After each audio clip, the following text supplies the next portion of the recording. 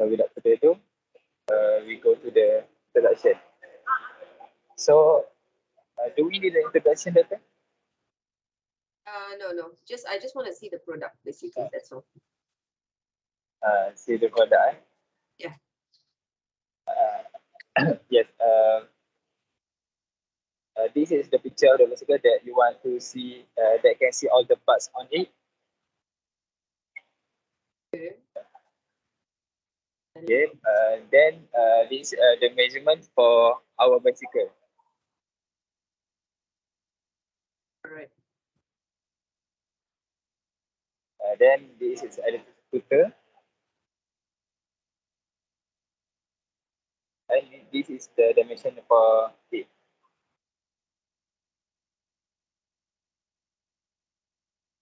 Okay. Uh, then do we choose ourselves or you choose?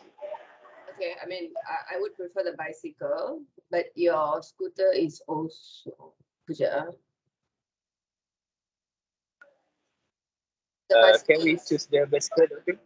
Yeah, you can go ahead with the bicycle. Yes. We prefer the bicycle. All right. Okay. So go ahead with the bicycle. Okay, Okay. that's all So for us. yeah. Thank you, Doctor. All right. So the next group. Okay, kita masuk balik group 1. Muhammad Adam, Amir, Nur Syafika.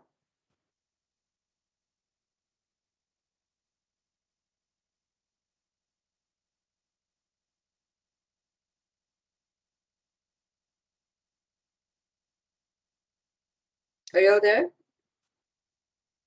Hello, yeah, Doctor.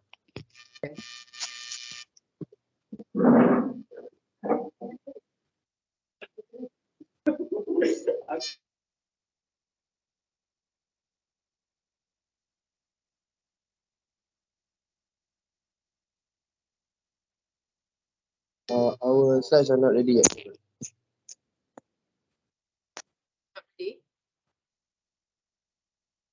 Can I move to the next group?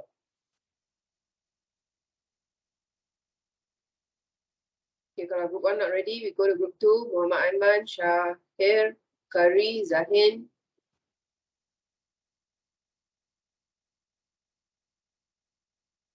Ada ke? Yes, Doctor. Ada. So we all. Wait. Buka kamera. Ambil. Boleh satu lah. Tak payah pakai. Ya Allah. Tutup dulu.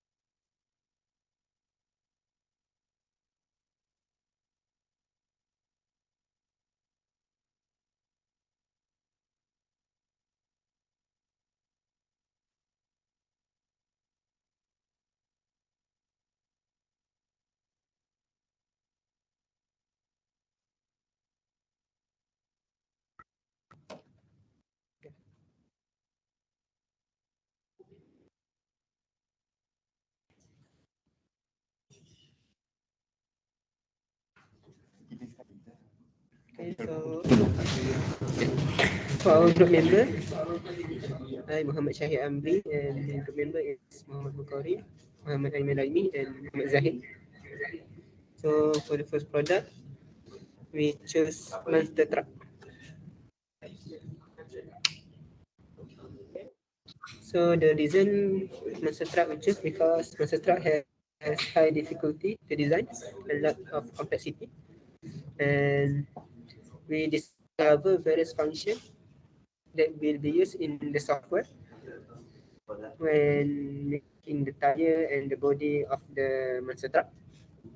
So and also the dimension itself we have because the product is one of our member have it. So we can obtain the dimension by measuring it with our own measuring instrument. So for the second product, we choose bench drilling,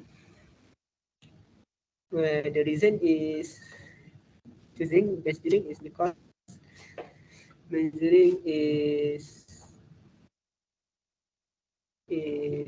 have various type of material which be made by both plastic and metal. It also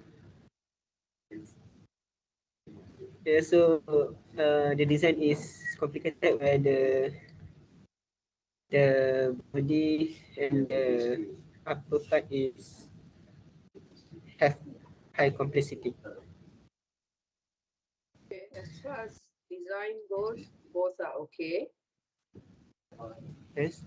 Do it open okay? So I leave the choice to you. You all lah. Both So fulfills the criteria needed. so we choose which one we want to make. Yes, yes, but do it open okay. Okay. Just make sure you are Okay. able to write up in the report. You know, product design is one thing, writing and speaking about the product is another thing in the report. So pastikan yang tu you have sufficient info. You know, you can critically speak about the product. Macam yang bench drill ni, you should be able to say, okay, how a bench drill was previously, now why, how it is now. Those kind of things lah. Okay, okay. Oh, okay. Okay then. Okay. Okay, thank you, Doctor. One ready tak?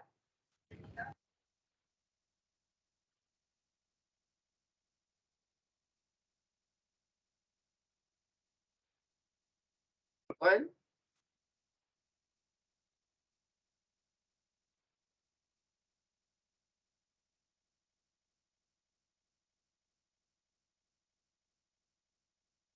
Not yet, madam. Okay, then group 3. Faris Farhan, Afiq, Lokman, and Fazira.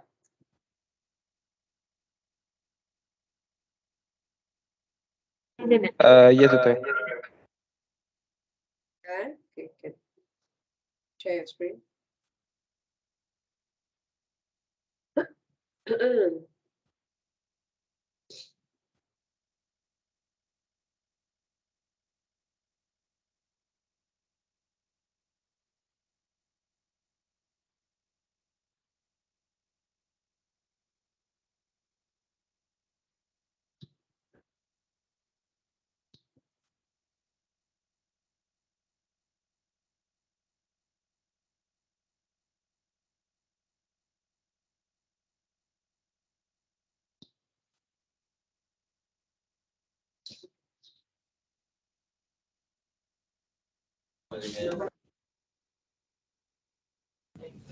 Hello, Doctor.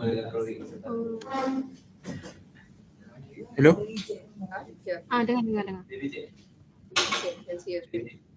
Okay, alright.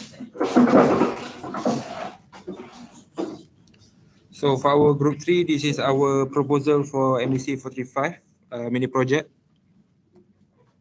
So first we propose clothesline as our first product. And these are the different types of clothesline that we have gathered information with general dimensions. So we chose clothesline because we believe that the clothesline has an interesting story to its design, as its existence infers to our need to dry our clothes for hygienic purposes, and complex enough that we decided to use clothesline as one of our proposals for the mini project. For the second product, we decided to choose water tap as one of our proposal. These are the different types of water taps that we found, and also the according dimensions for each design, and also the different mechanics of water tap. So we chose water tap because water tap is such an underlooked invention and actually has an interesting origin, incredible mechanics and interesting innovative designs throughout the years that allows it to function in our daily lives. The design is simple in nature, but actually quite complex. That's our proposal, Doctor. Okay. Now, the water tap is simpler than the clothes. No, I mean, as far as design is concerned, it's a little bit more complicated, but the number of parts are very minimal. So if you want to choose between both, the water tap, the taps parts, yeah, it isn't going to be many. Okay. So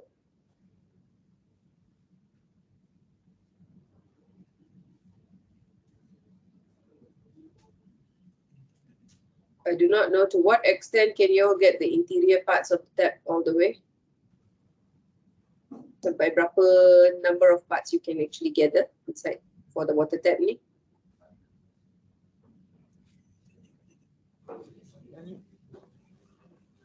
Can you hear me? Yes, Doctor. Kalau saya tengok, okay, the outer part is there. Tapi, you know, the inner inner valve and all those kind of things, I don't know whether you can acquire them, dapatkan dimension. Otherwise, it's too minimal, the number of parts. Okay. Okay. As far as clothes line, okay, that's okay, but you may want to add on more features so that it adds to the complexity. Yeah, okay.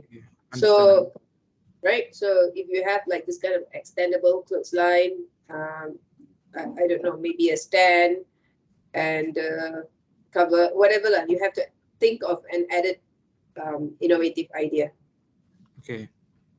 Okay, so if you can't think of that, then you may want to change the product. But if you can, then I prefer you go for the clothes line and add on a few more adjustments to it. Right. Is Thank that you, clear? Doctor. Okay. Yes. Okay then. So try to add the adjustments lah. Right. Okay. So that would be for the clothes line. Group 5, Melvin, Isman, Nur Hajwa, and Muhammad Ir.Ts.Dr.Kausalyah.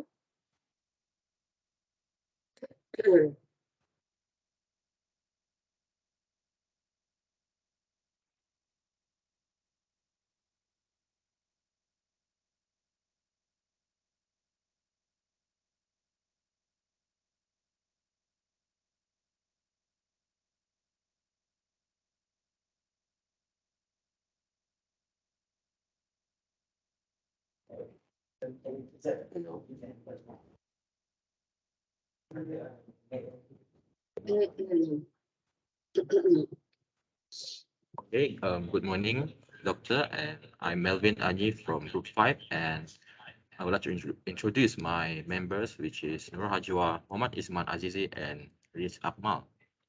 So for our first suggestion,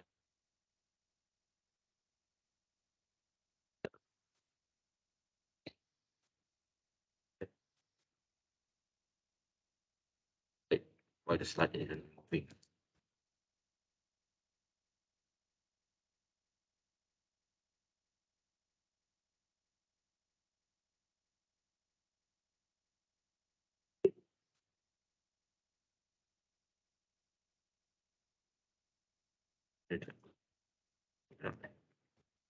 So for our first suggestion is we would like to improve the design of a hand trolley.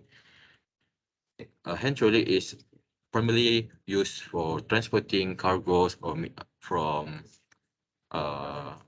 let's say from a truck to a place where you want to store it.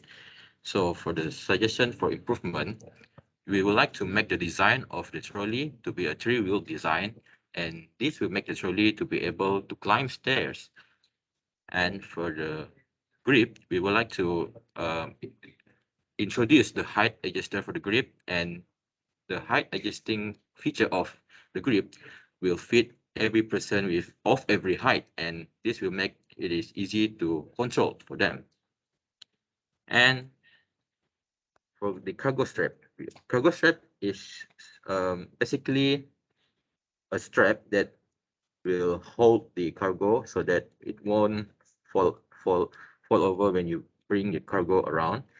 And extended vest means um, we can extend the vest of the trolley so that we can carry more item. And the extended vest is not a permanent design to it, and it is detachable or it can be stretched from the original hand trolley base. And for our second suggestion will be shared by Ismail. Okay, for our second suggestion is we want to make and improvise on the baby stroller. The suggested improvement is that we want to add a pull to release braking system so that we can avoid the stroller from moving freely on inclined surface, so that it won't fall easily when we want to put it on the inclined surface. Secondly, we want to improve by putting harder storage box that will attach at lower part to lower center of gravity. The storage box, we put the storage box so that we can put any item that we want to bring everywhere. So it will be easy to bring to anywhere. Third, we want to put attachable bicycle tow hook. Fourth, detachable wheel design to be attached in different surfaces for bicycle or pushing. And lastly, we want to put the suspension for spotter ride when attached to bicycle.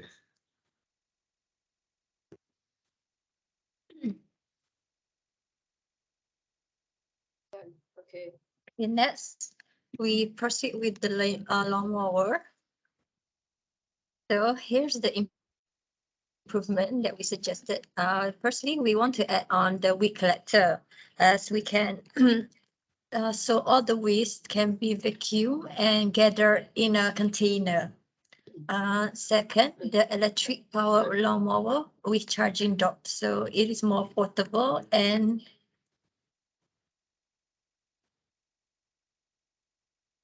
It also have an aesthetic look to it. yes, okay.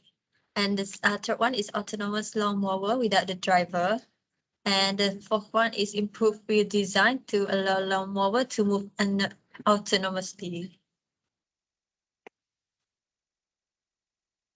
So 3 designs, 3 suggestions. Yes.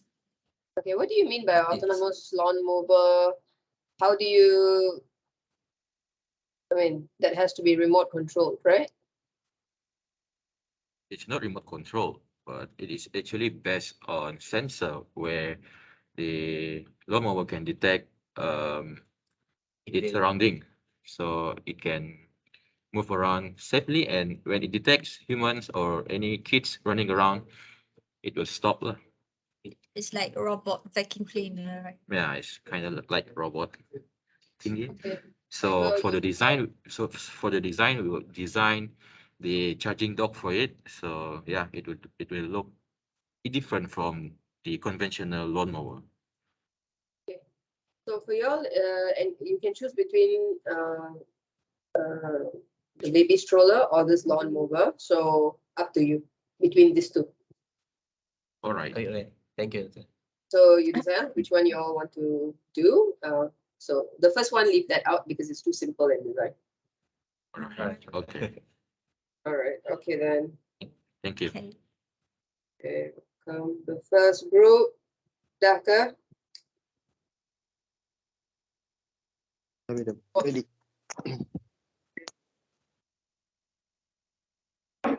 Hey, good morning to all. I am Muhammad Adakuzabi Mokzeri from Group 1.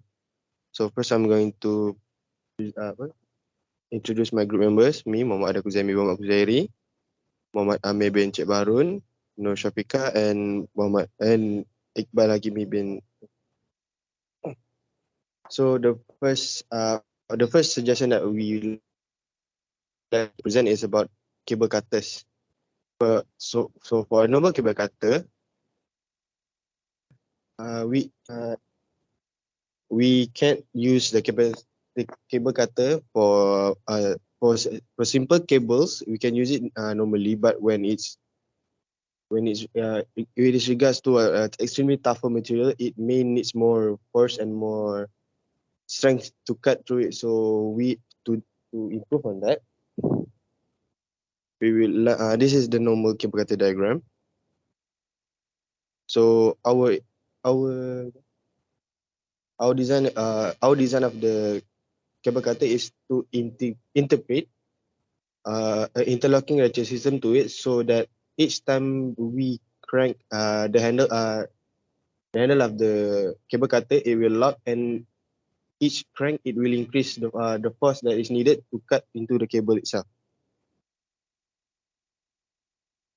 So this is an example of what we are trying to do here, trying to do with this project.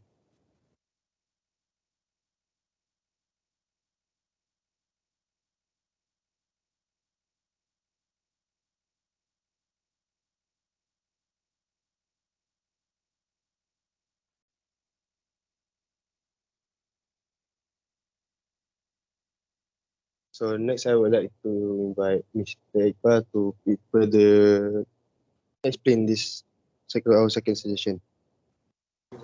Okay. So for the second idea, so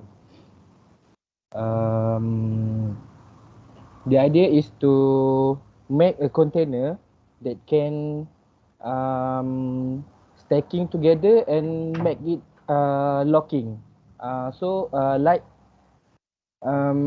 if you go travel or put the container on in bag, so the container will not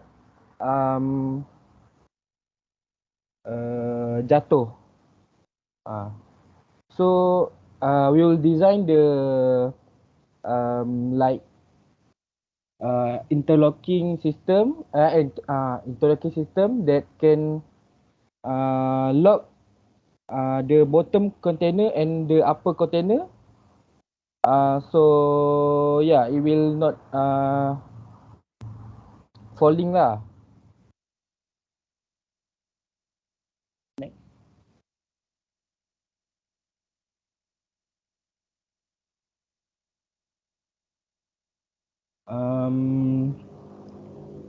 So the basic idea is like using rabbit to clamp to lock the container. Like we can use this we can use this with we can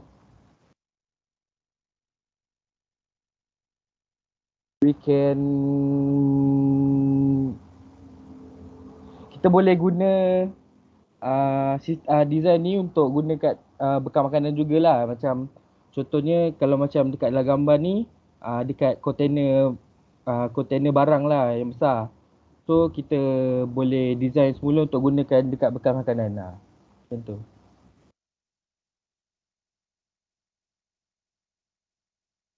That's all. Yep. Okay. Kalau yang design nombor 2 ni, it look very, very, very simple. Go back to yang first one tu.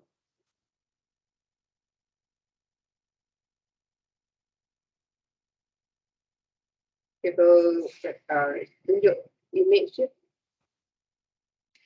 So even this cable cutter pun, in total ada berapa part kan? 1, 2, 3, 4, 5. Sampai 10 part tak?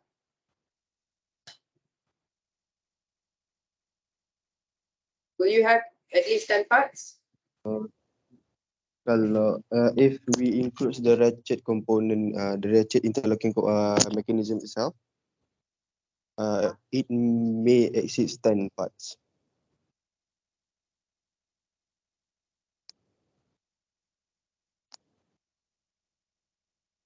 All right. I mean, between the two designs, this is the better one.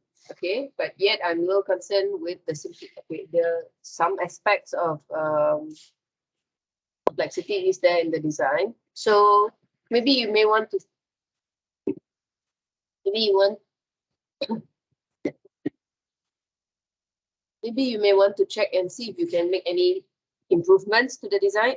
What was did you all suggest any improvement today?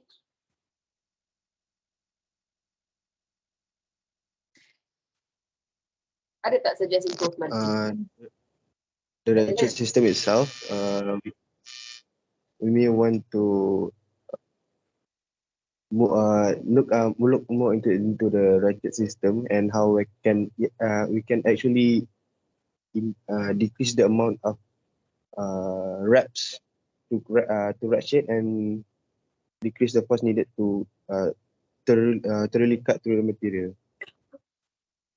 Okay. Other than that, you may want to see if there's any other add-ons, okay, which may enhance the function, right, of this cable cutter. So otherwise, then go with choice number 1. Will do, madam. Right? Okay. Okay, madam. Will do. So tengoklah kalau ada apa-apa improvement you all can do, then we do that. Alright, okay. So semua dah present kan?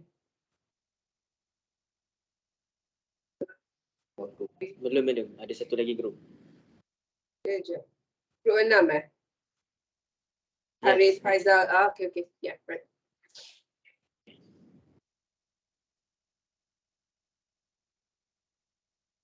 Okay, I can share now the screen.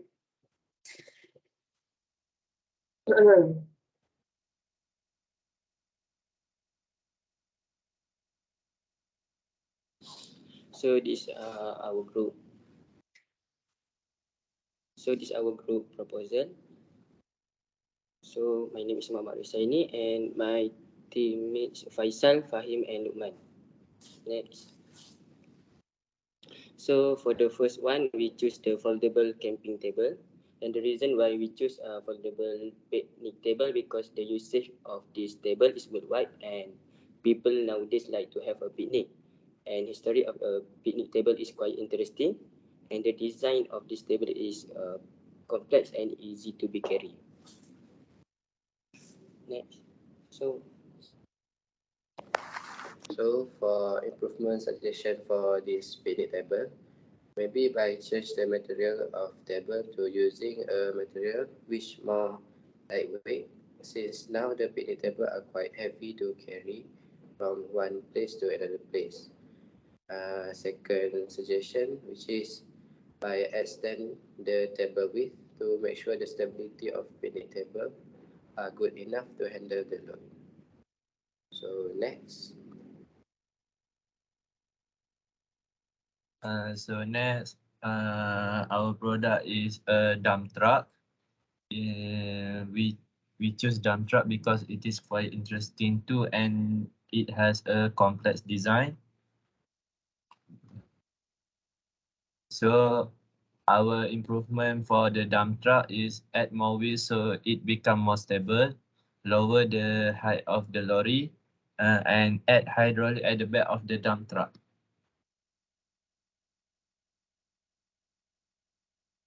What do you mean by lower the height of the lorry?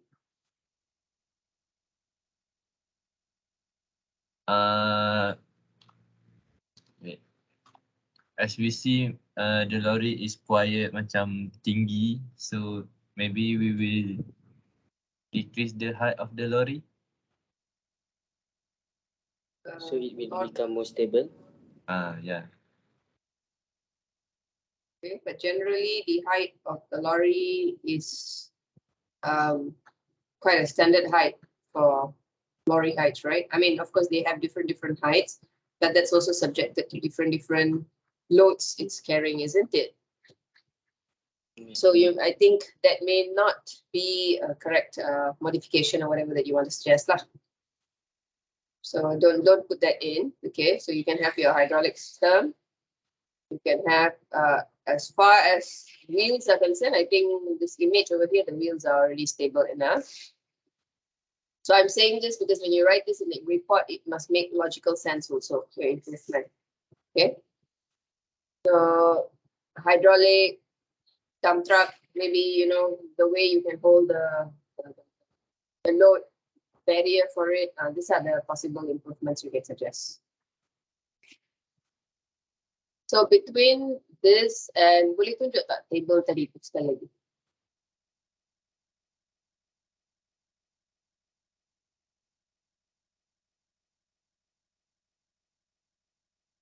Okay, so even the foldable camping table is not too bad because it has enough items for you to actually design, assemble, and everything. So I will leave the choice to all to choose between either one. Okay, madam. Okay then. Okay, so that settles it. Now, what I've done is, okay, I just want to check with you all. As far as lab goes, what exactly are you all doing now in lab? So this week onwards, I will be taking over the lab. So not in Ir.Ts.Dr.Kausalyah. So the classes will be fully passed to me. So far, what have you done in the lab?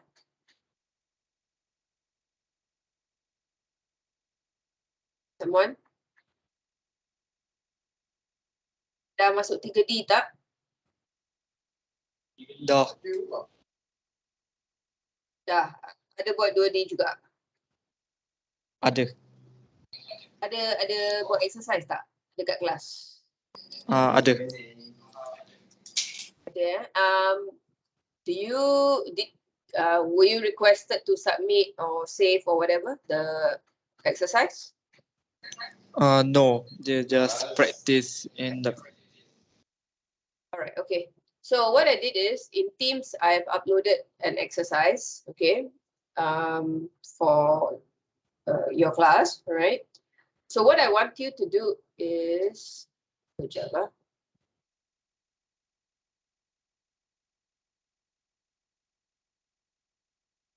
to go through the video in U-Future because this is already week 4. So I'm going to come in and then straight away start with video already. Okay. Probably what I will do is I will just run through a little bit of 2D because I want to know if certain aspects of it was actually covered for you all.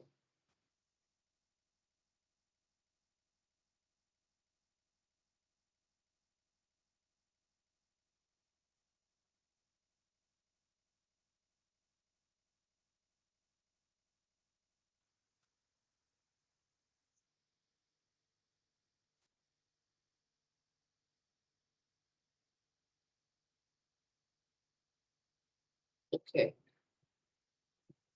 You see under ODL online lab ODL notes, okay, you go into this folder, Katia class video, introduction to Sketcher, okay. So this folder has the YouTube videos for all the 2D. So this is the video for the example on how to do the assignment 2D1, okay. So it's nothing complicated about 2D1, but the point that I'm trying to actually stress over here is the fact that you all have to actually constrain your diagram clearly and well, okay? So did Ir.Ts.Dr.Kausalyah actually teach you all how you have to actually in 2D make sure you constrain your diagram sampai all the lines turn green? Ada tak?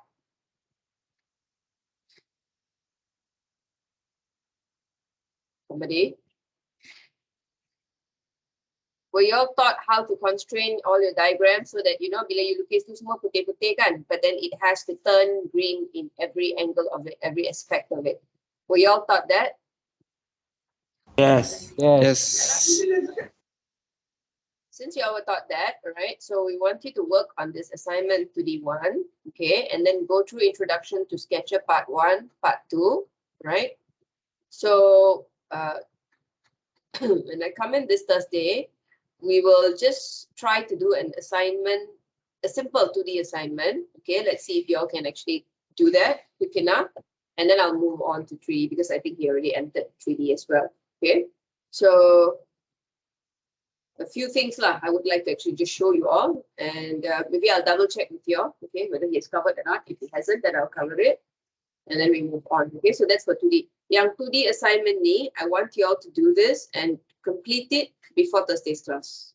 Okay, if you can submit, submit. If not, complete it before Thursday's class, so that any issues you can actually inquire during Thursday's class. Okay, so that's for the lab. All right, now for the lecture. For the lecture, I've already posted.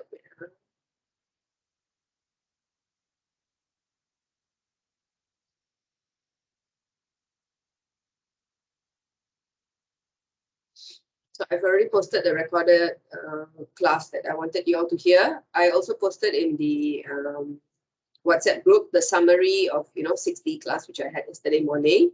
So you can go through that. So basically it consists of chapter 3A and 3B. Okay.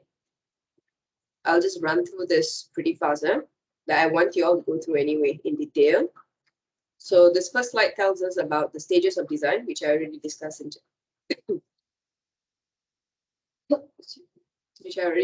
chapter 1. Okay, so this is the extended aspect of it. Next 2 slides actually discusses the types of design, right?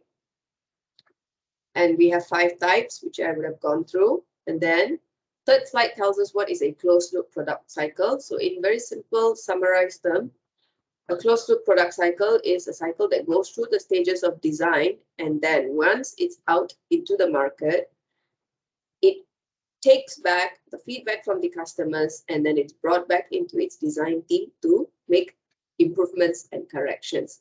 So that's what we mean by a closed loop. So it's not open, the loop is closed continuously for following improvisation. The next 2 slides tells us the difference between computerized and conventional, whereby the processes are the same. The difference is in a computerized environment at every stage, we use the aid of computers and software, right, to enhance our product.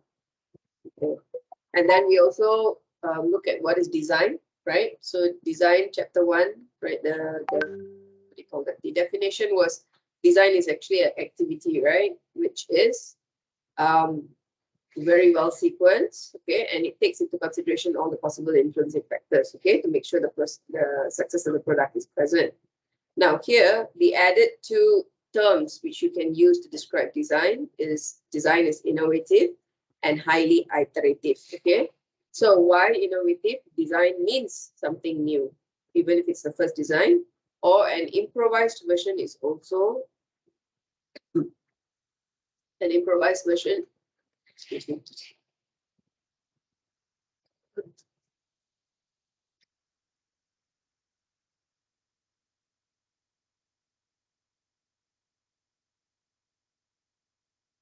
Okay, an improvised version is also something new. Only then you can say it's an improvisation.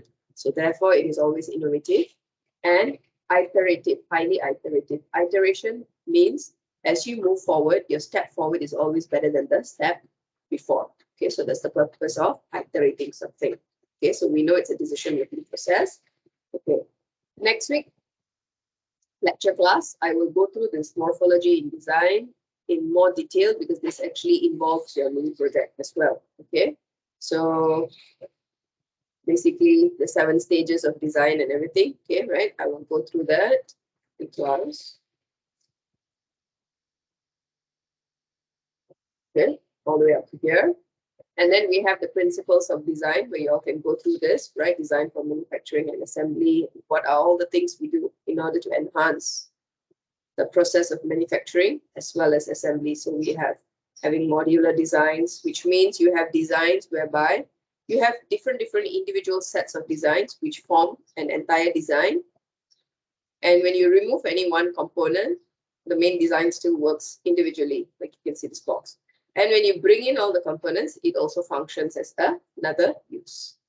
You have multifunctional design, okay? And then we have designing for manufacturing and assembly. We ensure that the products that we design, it's always manufacturable and you can assemble without issues, okay? So you can go through all this, different concepts are there. Okay. And then we have the concept of design for manufacturing. So design for manufacturing basically means when you design, right, you design in such a way that it facilitates the manufacturing process. Okay, let's say you have a casting process, injection molding, metal injection molding, and all those things. So based on each individual processes, they all have their characteristics. Like casting, you can do rough designs, large designs, not very high volume designs. So when you have this kind of characteristics, then you will know when you're making your CAD itself, you cannot have fine features because casting cannot bring that out. But also in injection molding, you can bring out fine features and all. So these are the aspects, okay? Then in design, and then we want to ensure, right, we eliminate unnecessary processes within design stages. So when we want to design in such a way that our manufacturing process gives us the end product, net product, okay? Not that once the product comes out, then you have to actually do smoothing, finishing, deburring, polishing. So these are all additional products which we want to avoid. So like machining, lathe machines, all these things, all they do that, okay? Right, so that's for DFM. And then we have design for other considerations. When we design looking into the use of the product itself, the life of the product, and how do we face it off, and the human factor which we have decided. It has to be ergonomical, that means convenient and safe, comfortable and safe for the user as well as the operator or production personnel who's making it, okay? And then we move to chapter 3B, okay? So 3B is basically speaking about the manufacturing aspect of it. I want you all to go through, right, this. But basically, it tells us the use of computers, right, in design, analysis, and manufacturing. So this is simple enough for you all to look at. Another thing that you can have is something called the digital mockup unit. So the digital mockup unit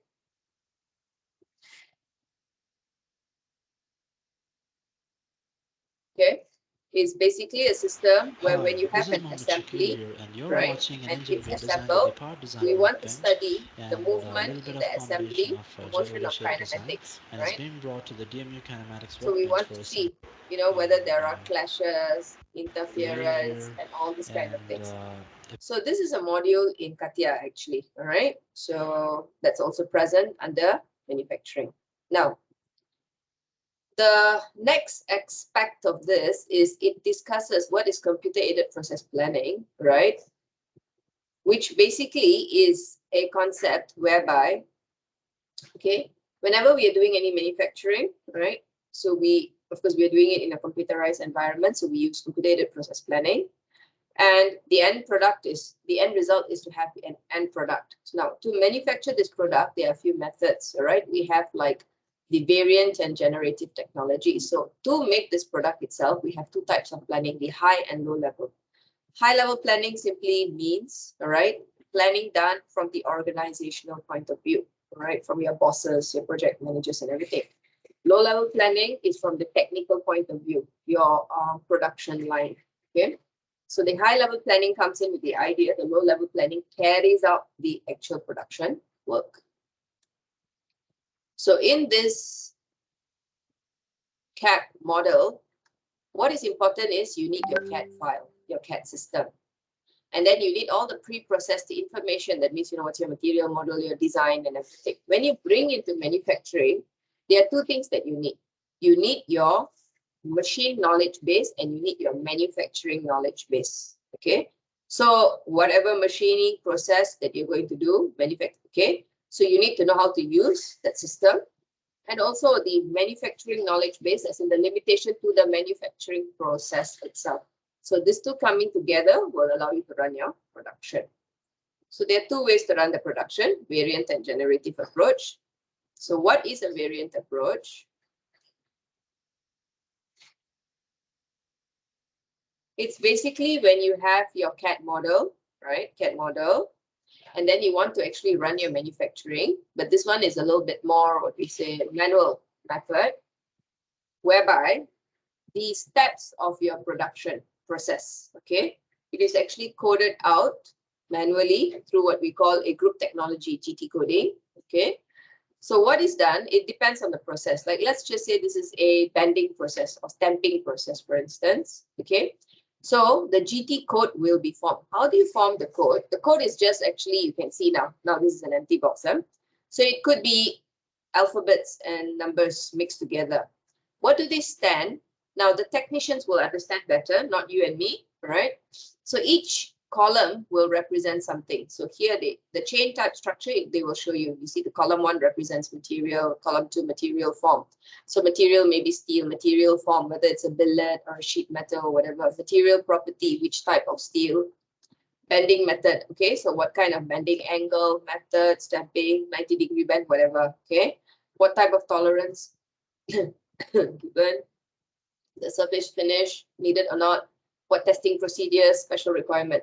So based on this, there will be codes. It could be like M, right? T, right? MT, B, whatever, okay? B1, MT2, so like that. Now, as soon as you show this code to the technician, they will automatically understand all the steps that you need to work upon, okay? So this variant technology, okay, based on your product, a GT code is formed, all right? You could have multiple GT codes if you have multiple manufacturing processes. And then you get your, what we call the experiment sheets, okay, that run the layout of your experiment plan is actually not experiment, sorry, production plan, right? Your manufacturing process is laid out. And then after that, you embark on manufacturing. Now, once you finish your manufacturing, the process plan for that part is actually stored as a master plan. So you will have in variant technology a list of database of different master plans for different parts and products, which you later can refer to, okay?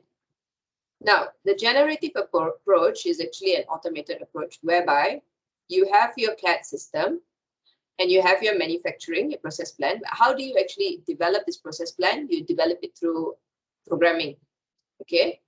So in this programming, they use few methods like decision table, decision tree, artificial intelligence, okay? So for instance, let's say in the stamping of a product, okay, we want to stamp out, okay? So a particular manufacturing process, okay, it has different stages. You know, a product goes through different manufacturing line, manufacturing stations, okay? So let's just say at a stamping station, okay, the sheet metal comes in and you're supposed to stamp out a part. So at that particular thing, station, all right, stamping takes place. Probably there's a lubrication for stamping, for instance, okay? So you have condition 1, stamp, condition 2, lubrication. So if you stamp with the die with the lubrication on, the action is A, part goes through. You stamp without the lubrication, action is B, okay? Let's just say the part goes through, maybe it goes into a different production line. Condition 3, action 3, you do not stamp, but you leave your lubrication on for, let's say, a purpose, maybe to chill the sheet metal, then action C. So when your sheet metal is coming in, it can go through many belts, okay, based on each actions. If you have no stamping, no lubrication, then action D, maybe the part is rejected into another production line altogether. So this is also written in programming form in different codes. It's like a full programming list for your entire setup. So this is just portions of it, all right? So you can represent this kind of instructions either in decision table or decision tree.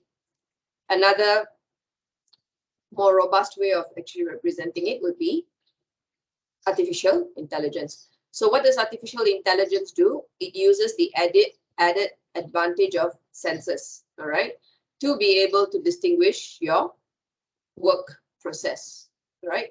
So your work in progress can be actually defined through sensors. The same example I gave just now, when I said, let's say you have your stamping and your lubrication, all right?